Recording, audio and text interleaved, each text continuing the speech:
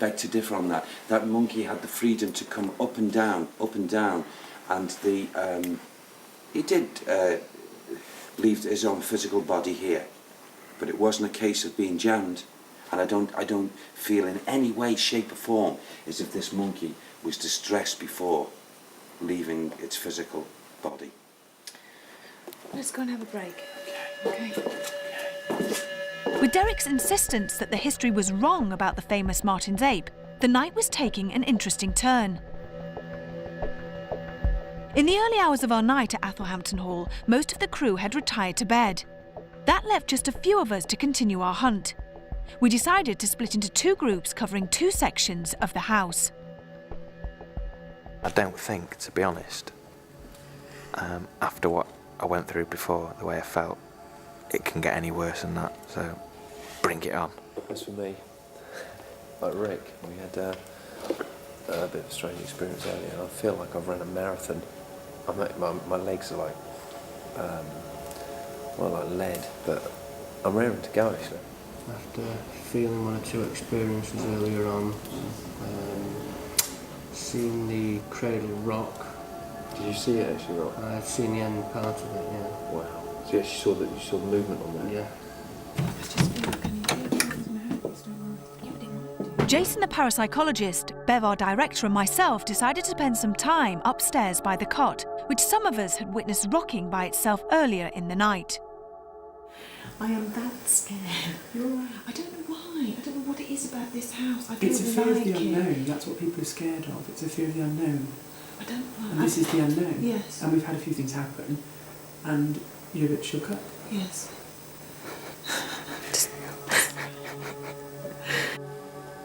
Jason decided to enter the chapel on his own. I'm coming into the psychic epicentre of Athelhampton Hall. And I actually find that image a lot more frightening than most images of ghosts or alleged spirits. There's a weird feeling in here, like you'd stepped across a line, like you'd crossed something, like you were somewhere you shouldn't be. Sort of that feeling you get when you're a child, you've been naughty and then you've done something wrong, and you get that sort of, I shouldn't be here. You see, it's got down to 2 of us. Think how he feels. Yeah, I know. You see, you've got darkness all around you, and I can't cope with that. Knowing that this is the most haunted room, I really don't like it. The boys decided to go into the secret passage where the ape was supposed to have been trapped. It was very damp, cold, and very dark. Fancy sit on the floor, guys, in here for a little bit? Yeah, fine. I think this would be an interesting place considering the supposed monkeys. I'm going to sit on these stairs. So we're not crossing like that.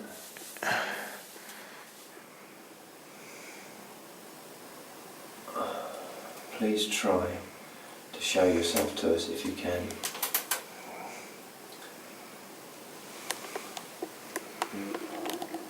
That is right by my ear. There is something golden. There is something breathing on my ear.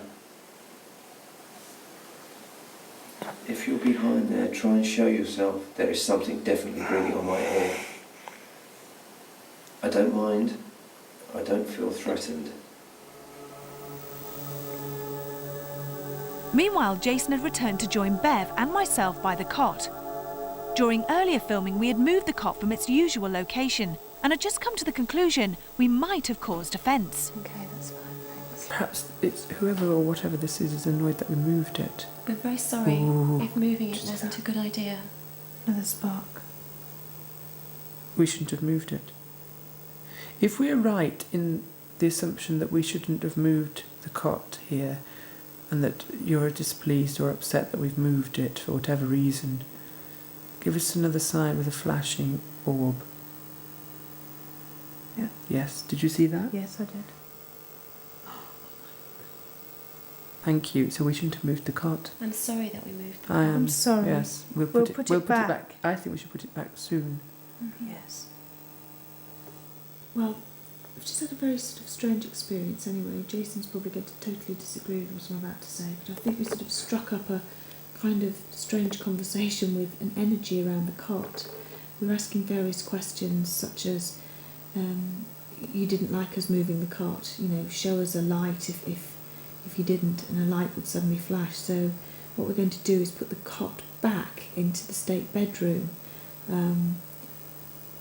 Do you think I'm mad, Jason? No, I mean, I'm not saying I agree with what your sort of interpretation of the experience was, but watching the screen there and talking and me talking as well, not just you, there did seem to be some kind of interaction between the things we were seeing on the screen and us. What that was, who knows? Downstairs in the secret passage, Carl had definitely felt someone or something breathing in his ear. Was it the ghostly monkey? That's what he done, no. Another one. It's all around here. I mean, if you come here now and just feel my ear, just feel how cold this ear is. Don't make you feel like red to you. It's freezing. And that's just put that. Let me feel the other ear. What's that like? That's nothing like the other one. The other one's ice cold. This is like a constant.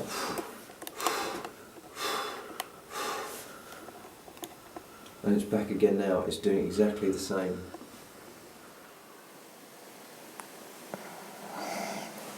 Well, that's a first for me. There's something still very cold on the back of my neck. Was there someone or something keeping the boys company in the secret passage?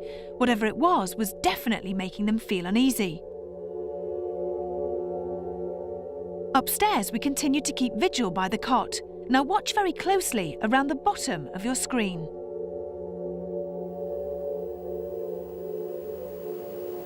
What if it moved on its own?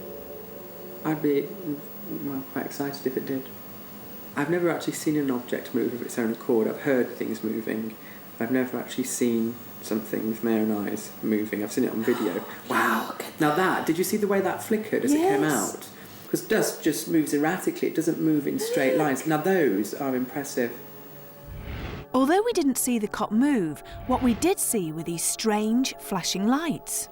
Have you ever seen anything like this before? No, I've seen what are termed orbs. They're the small round sort of globe type ones. But these ones, these flashing ones, are something new to me. I've never seen that before.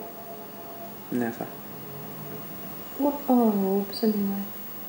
Orbs are believed to be, by psychics and spiritual people, part of a ghost manifestation, the beginning stage of a ghost actually taking a human form, an apparition if you like.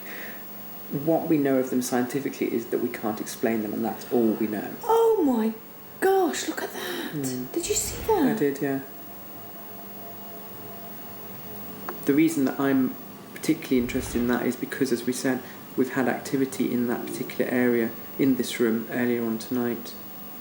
We all heard, well, some of us heard the cot rocking. I heard it rocking, and that was the weirdest thing I've ever heard. And then to see those sparkly lights. They are getting stronger. Whatever this is, it's getting stronger because those two flashes that you saw them, they are much, much brighter than the ones 5 minutes ago. I can't explain them. Our first night in a haunted house had come to an end. It had encompassed fear and amazement, with a cradle that rocks on its own, flashing lights and strange feelings amongst the crew. We can definitely confirm that there's something strange going on at Athelhampton.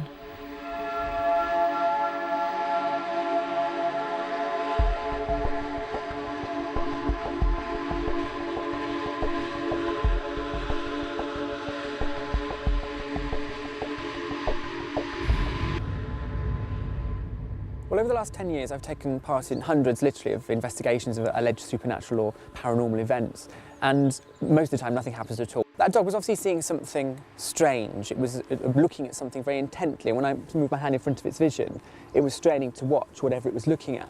And dogs don't do that normally, unless something is grabbing their attention, like another animal, for example. Now, Derek, the medium, said that the dog was looking at a phantom ape, of which there is a story attached to the house about a phantom. So that was interesting. But whether it was looking at an ape or whether it was just Yvette or the lights or the cameras, which of course he's not used to, is a matter of personal opinion. For the first time ever in my experience in mediumship, to actually not be taken over, but semi-influenced by